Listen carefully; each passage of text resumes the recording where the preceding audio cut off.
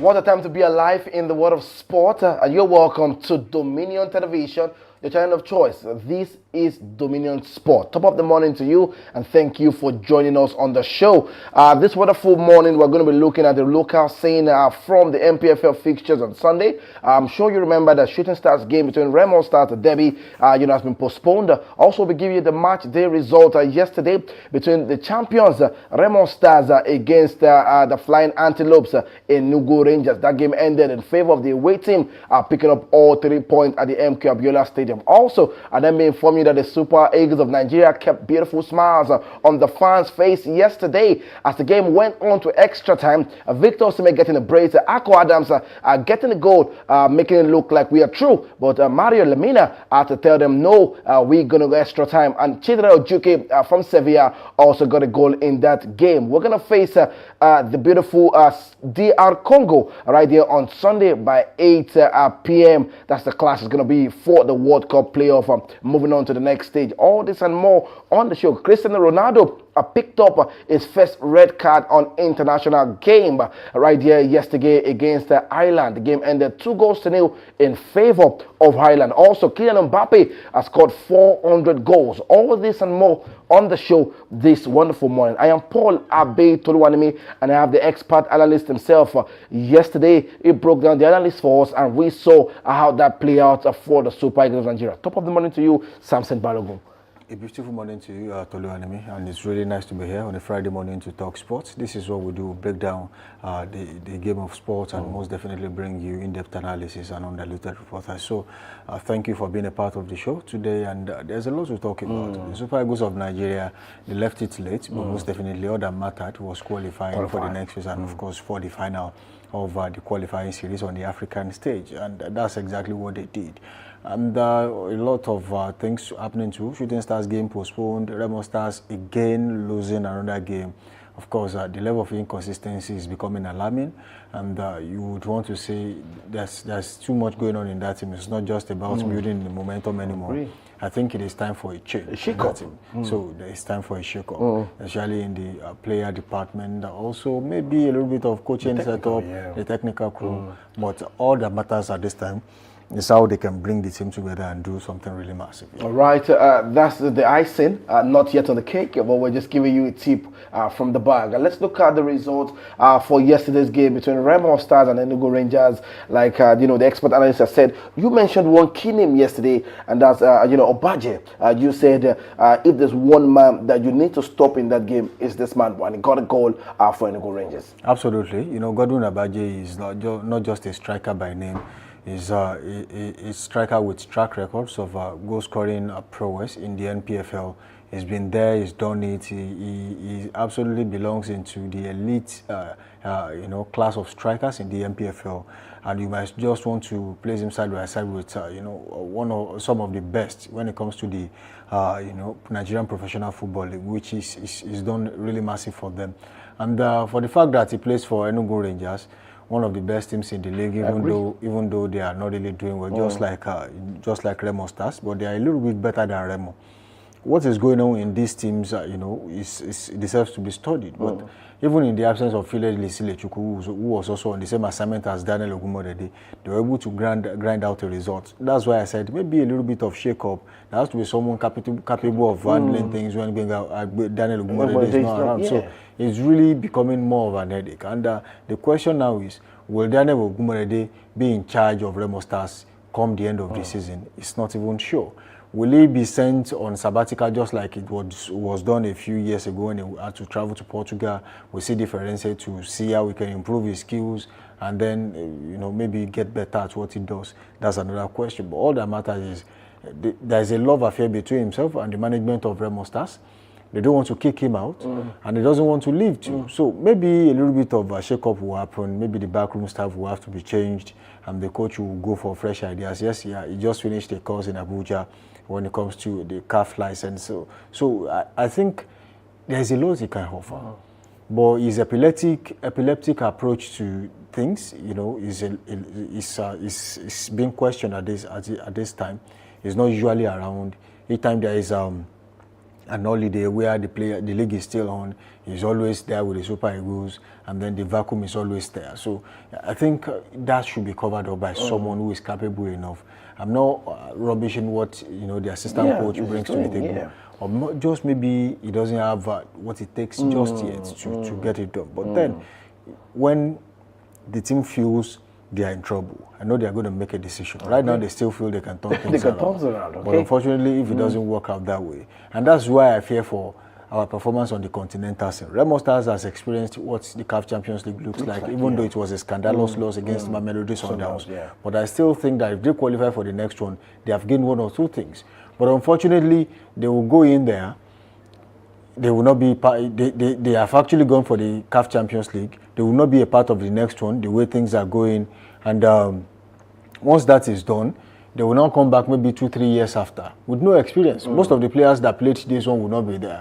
So it's really going to be an embarrassing session again. So the level of consistency we have here is not too good. It's not too good. But if you check the English Premier League, you see a level of consistency. If Chelsea qualifies for this phase, they are definitely coming back for another European competition, if not necessarily the Champions League. Maybe the UEFA Europa League or the CAF Champions League, they still play in Europe.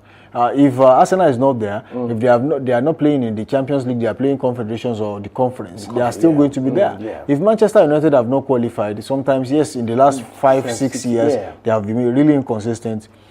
But during those periods, they have still been able to qualify for some competitions. Same for Liverpool. If they are not in the Champions League, they are playing another competition. But here, you play the CAF Champions League this season, you are not even anywhere near qualification for in the next season. So that begs for questions about how consistent are we as a team? How do we manage and maintain these players? Do you play your players peanuts that by the end of the season they are really eager to leave your team and play for another team? Do you have a management team in place that puts the welfare of the players at the forefront? Look at Shooting Stars recently. We were speaking about how they have been able to maintain injuries in that team. We talked about Murità Lataye, whose surgery was paid for. We talked about Abdoulaye in midfield, whose surgery was paid for. Desmond Ojeatifan's surgery was paid for. He's back in the team. How do you do this in your teams? Do you give them what they really need? Do they even have an insurance policy? So these are things players look at. And immediately they have another team, even if it is just 50,000 naira to be added to their wage at the end of each month, then they are willing to go. This is still the only league around the world that I still think players are being paid on a monthly basis. Football is not a salary thing, it's a wage thing. Because you don't even know what's going to happen next. So put them on a weekly basis, on a weekly salary. Let them know what they get at the end of each week. It's not like you're going to sugarcoat on a 300,000 naira, salary at the end of the week. You think you are paying them. Let them know what they take home on a weekly basis. Give them monies on a weekly basis and see how they're going to improve. Not waiting for the next month to get something really improves the morale of the players. You are getting paid this week, so you have to work for that amount of money you are getting this week. Same for the next week, same for the other week, and that's how it's going to improve their level of consistency. But unfortunately, we are the salary kind of people here, and that's the mentality we have been carrying about, and it's really sad. So let's see what will happen for Rangers. Yes, they have won against Remo Stars away from home. But what will happen to Remo Stars at the end of the season is a question. It's a question. We have games for this weekend on Sunday, and you wonder, watching that highlight, for them, it's a little bit of a shaky moment. You wonder how did that ball get into the line, of defense for Remo Stars, and Gordon Obadje. We're going to talk about him because at this point in time, is now close. Not too close, but at least you look at the Rabiu Ali or top goal scorers in the MPFL. Rabiu Ali with 136 goals. Gordon Obadje with 90. We have Ubong Friday with 55, and also Victor Mbahoma with 53. And that's to show that he's a marksman for the team. Let's look at other fixtures for Sunday, while we discuss the game in the MPFL. Bara, we're going to welcome Rangers International. We have Bayelsa United playing Abia Warriors. We have Benden Insurance to Kano Pillars. We have El Kanami Warriors against Kwara United. We have Eyimba against Wiki Tourist. We have Ikorodu City against Plateau United. Kun Khalifa against Nasarawa United. Niger Tornadoes against Katsina United. And we have Rivers United against Warriors. Those are the fixtures in the MPFL come Sunday. Well, you see, they are really interesting fixtures. They are ones that will put you on your toes that you would really want to watch. But most definitely, if you look at the whole setup, some of these games have been postponed, especially the one between Shooting Stars and Remo. Remo Stars, It was meant to be the Southwest Derby, has been postponed. But then Barao will also be playing, and that will be on the back of their last game where they had issues. I think that was against Katsina United, and the player eventually coming out to say, "Look, I was not slaughtered. Nobody slit my throat. It was just an issue that happened, and then it's been resolved." Barao against Rangers, it should be a very big one because Barao will not want to slip up at home because they know their current position, and Rangers want to consolidate on the back of their victory against Remo Stars. So it's going to be they are going to go all out in this particular one, and let's see if they are going to get a result out of that game away to Barao FC in Bauchi. But I still see that they should still be able to get minimum of a draw in that game. Let's talk about Kano Pillars. Can they churn out a result away from home to Bendel Insurance? A struggling Kennedy Boboye side this season. Well, as poor as you think Bendel Insurance is as a team this season, there's still no match for Kano Pillars when you look at the whole setup. And I've had these conversations with people, and they have always said, look, it's not by age. Some players are being said to be old, and then they should not be in the team anymore, like Rabiu Ali, Ahmed Musa, Abdullah Shehu, and the host of other players in the Kano Pillars team. And they're saying age is just a number. And the video of Rabiu Ali running across the pitch was actually placed there. Yeah. You see, it's not by... So it's not like some of us hate these players when we say they should leave the scene while the ovation is louder. You see, the problem is if you want to have a good team, it's a blend of experience and youthfulness. Otherwise, you are going to crash. If you have too many youthful players in your team, you are going to have an issue. If you have too many old players in your team, you are definitely going to have an issue. So it should be a blend of young players and the old ones, and that is one thing Kano Pillars has not really been able to show this season. Well, let's see what will happen going forward. But against Bendel Insurance, don't forget that they are one of the masters of dark arts in the MPFL this season. Yeah. They rely heavily on throw-ins. They know how to do their sport kicks, and that has given them a little bit of a leverage in some games this season. But then that might just work against Kano Pillars, a gambling and gangling Kano Pillars. They are not really getting it right. They are just gambling from one place to the other. There is one starting 11 today, the next day is another one, because the coach still wants to see what exactly he can do differently. I mean, this is not the time to panic setup. I mean, this is not the time to panic buy also, because the transfer is opening soon. Yeah. So it's a time for you to do an holistic approach and analysis of what the team looks like. What exactly should we bring into this team? Is it coaching? Is it the players? Is it management? What exactly is the problem? I mean, sometimes some teams will bring in, independent bodies and expatriates to come in. What exactly is our problem? Help us check holistically. If we have to change the management, yes. If we have to change the coaching setup, yes. If we have to wait until the transfer window is open and then some players are kicked out and fresh legs are brought on board, as another thing. So it's in about 3 or 4 different ways where this kind of thing can be settled. But then, as it stands, Kano Pillars will still struggle against Bendel Insurance. Don't forget that if you check their away record so far this season, they have really struggled. So against Bendel Insurance will not be different. Bendel will want to capitalize on the fact that they are playing at home, and the Kano Pillars, as we know, they are crumbling. They might just succumb to that. So I still see Bendel Insurance getting maximum result against Kano. All right, let's look at the intending contenders for this season. Trophy in the MPFL. They have their games. We have Enyimba against Wiki Tourist. We have Ikorodu City against Plateau United. Kun Khalifa are going to play Nasarawa, their home turf. And we have Niger Tornadoes against Katsina United, Rivers United against Warri Wolves. So let's look at that. Ikorodu City are now looking like a team that can contend and for the trophy this season. Nasarawa United also, you look at where they are at this point in time. Abia Warriors also will discuss that. Rivers United against Warri Wolves. Well, if you look at the game with Rivers United are arguably one of the best teams in the MPFL as we speak, even though the result has not really favored them. But you saw where they finished last season, and that they were runners up to Remo Stars. So it's not a joke that they are still trying to do a lot of things. And of course, they had commitments on the continental scene They had outstanding games that eventually became too cumbersome for them. They could not win those outstanding games, and then I think they still have one more game to play. And that position there is the only wise that they cement that position and maybe do better and consolidate on the, victories. They also got a very good result against Shooting Stars. I mean, that for me shows exactly where they want to be.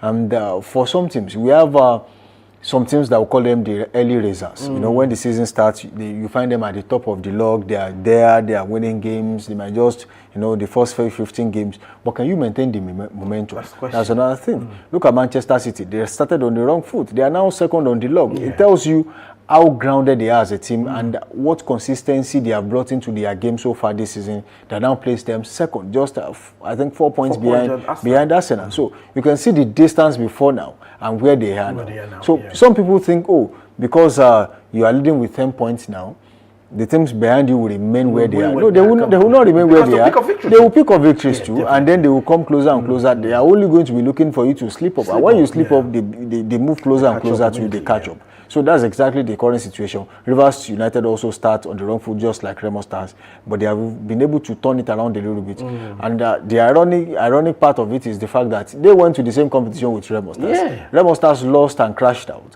Rivers United are still in the competition, but then they are still way better than Remo Stars on the log. So one would have thought that now that Remo Stars are no longer, committed to the CAF Champions League, they should be able to focus on the league and balance up. But unfortunately, it's not working for them.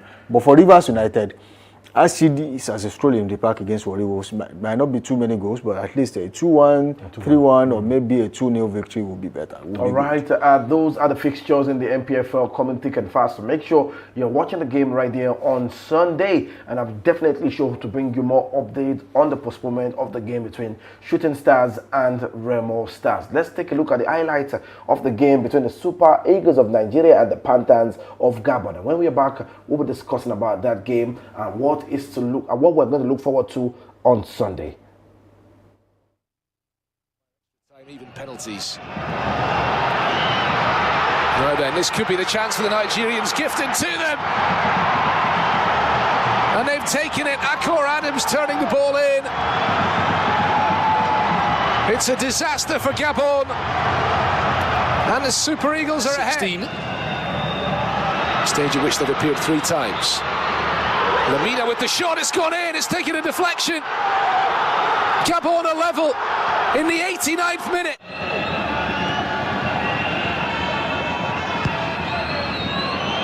It's nicely worked. Ndidi coming forward, it's a nicely measured ball as well, and Nigeria have that second goal. Really well played, and a really cool, composed finish from Chidera Ejuke.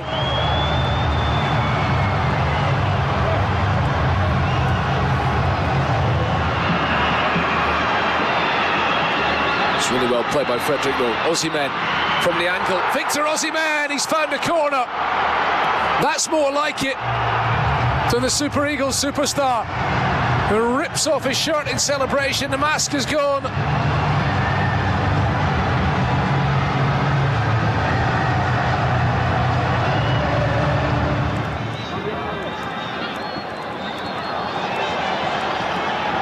Osimhen again. Once more from the angle, it's another goal for Osimhen. And that is that. 4-1 for Nigeria.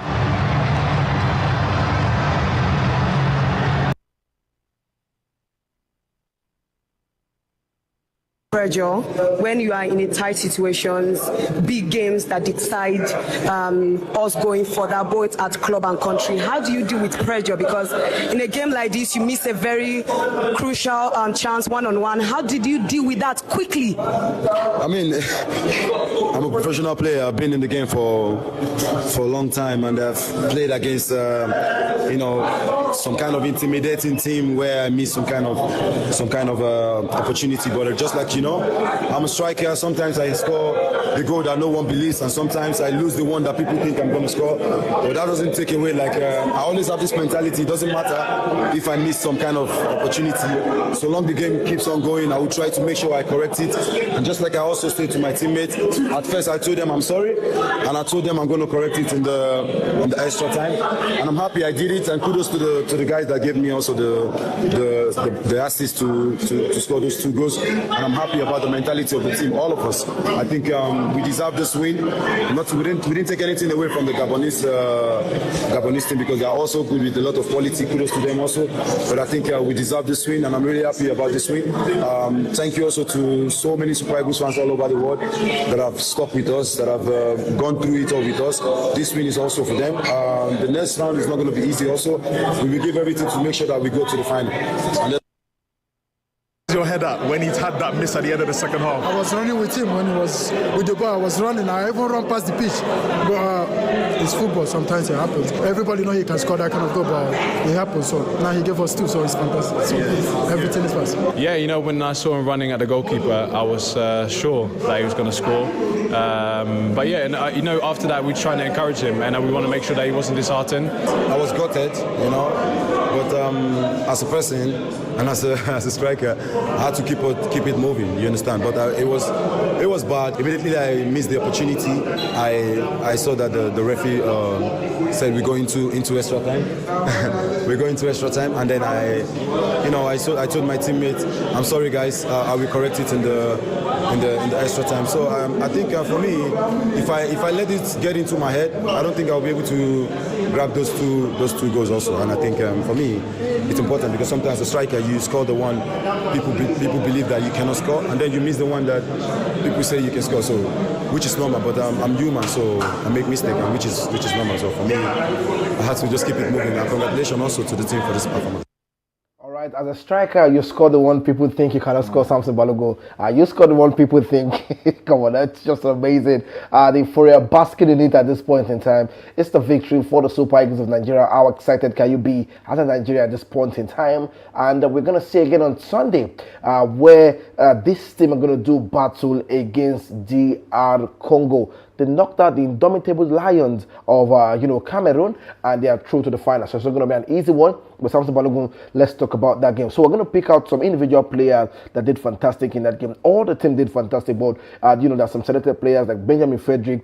You look at the Wilfred Ndidi that picked up a yellow card in the 7th minute of that game and maintained it to the 120 minutes. That's fantastic. Victor Osimhen, you can pick out more other players from there. But let's talk about the game yesterday. For you sat down here yesterday before the game. You analyzed it, and it started which happened. We saw a 4-4-3 formation. Then all of a sudden, we're seeing a 4-4-2 formation again. Come on, analyze the game for me. Fantastic victory for the Super Eagles of Nigeria. Well, the team was set up to lose shape and regain shape regardless of the situation, depending on what was happening with the opponent. So they were set up in such a way that just go in there, let's see what the opponents bring to the table, and the moment they start showing what they are capable of doing, then we can easily change the shape of what the team looks like on the field of play. And you could see that the approach, which was fantastic, was the fact that just be in charge. I mean, keep the ball, pass the ball around, make them tired, and then force them to look stupid on the ball. I mean, that worked well in the first half. You could see that I think it was about 69% of ball possession belongs to the Super Eagles. 9 shots, 6 on target. The only thing that was missing, which was missing piece, is conversion of these chances. They created so many chances. Victor Osimhen would have said was wasteful, if not because of his pedigree, what he had been doing for the team. Most people would have condemned him on the night. Because he was getting chances on chances, and same for other players too. They were in positions where you would have thought, oh, why can't you shoot? Why didn't you pass to so person? I mean, Ademola Lookman, Samuel Chukwueze, and the coach knew exactly where the problem was coming from in the second half, and that was the substitution. He removed the 2 players on the flank and brought in 2 new players, same position, like for like substitutions, where he knew that they were maybe a little bit rusty or indecisive on when to shoot or when to get the ball across to another player, and that was when Chidera Ejuke came on board with Moses Simon. Moses Simon brought in a little bit of grit in terms of defensive ability. He's strong, can run back and then defend a little bit better than Ademola Lookman defensively, but offensively, Moses Simon is, I think, has an eye for goal more than Ademola Lookman too. But then the magic didn't even come from that angle. It came from Chidera Ejuke. And when we were talking up there, I told you that Ejuke is a scorer. Yeah, you said so. He doesn't score too many goals. Once he has an opportunity to shoot, he doesn't think about it. He shoots, and you would see that in the second goal of the Super Eagles, and that was a fantastic goal. There was no extra touch. The ball came in, he shot the ball, and then the ball ended up at the back of the net. He didn't have to do too much. Another player would have wanted to dribble at that time, maybe call the ball backward a little bit and maybe shoot with his left leg. He didn't do that. It was just a press, bam, and then the ball was at the back of the net. So the coach knew where the problem was coming from. It was coming from the flanks. They were doing well. The game was balanced. We were playing, but we weren't scoring goals and we weren't seeing the assists. And the effort of Alex Iwobi on the field of play, I mean, it was a prime Alex Iwobi we saw yesterday, and so many of us commended him for what he did. I mean, that was so unlike him. It was a deep lying playmaker. You didn't see him right behind the striker, but the fact was it was side by side with Wilfred Ndidi, getting the ball, giving it to the nearest man, moving forward, pressing the opponent, creating an advantage for the other player to have a wider space to put the ball into. And that's exactly what the role of a playmaker is. You create space. You find passes when, you pick the pockets of other players and then put the passes in there at narrow spaces where an opponent wouldn't have thought you were going to put the ball. And that was what he did all through the game. He did that all through the game, and we must give him kudos for that. I think Alex was fantastic on the night, but there were so many players who were fantastic.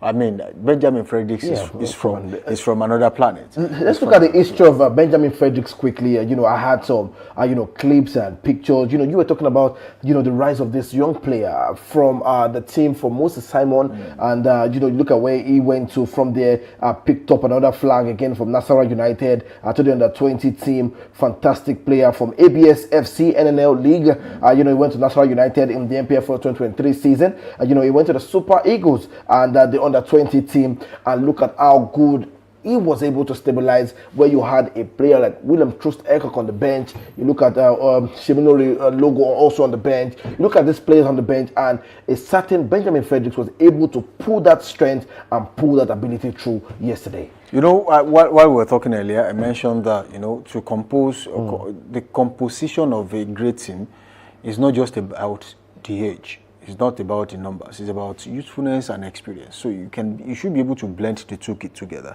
Now, William Troost-Ekong most certainly would end up on the bench for any coach, a reasonable coach, in that game, because what Pierre-Emerick Aubameyang was bringing to the table was speed and decisiveness on the ball. He's a fantastic player, very experienced. He knows exactly what to do the next minute, and then you might just be lost. And when it comes to speed, there was no way Troost-Ekong was going to match him pace to pace, toe to toe. We saw a moment in that game. You saw a moment in that game that if it was Troost-Ekong in that space, I'm not undermining what he brings to the table, but I'm just saying that you saw what Benjamin Fredericks did. He cleared the ball where people thought he already lost possession. And, he just got there, cleared the ball. I was even thinking it was Pierre-Emerick Aubameyang that, played the ball and then it hit Benjamin Fredericks. But eventually on the other angle, the reverse angle, you saw that it was even him. It got there before Emerick Aubameyang. And that's about youthfulness. It was versatile. He was young, energetic. And then when it comes to speed, he was able to match him toe to toe. I mean, that was really massive. And I commend him for that. And you saw another goal where he even had an assist for Victor Osimhen. He got the ball, moved forward with huge pace, and then there was space for him to give the ball to Victor Osimhen. Fantastic pass, and then he delivered. How do you tell a story? How won't you give that kind of player man of the match when he was solid in defense, arguably the best player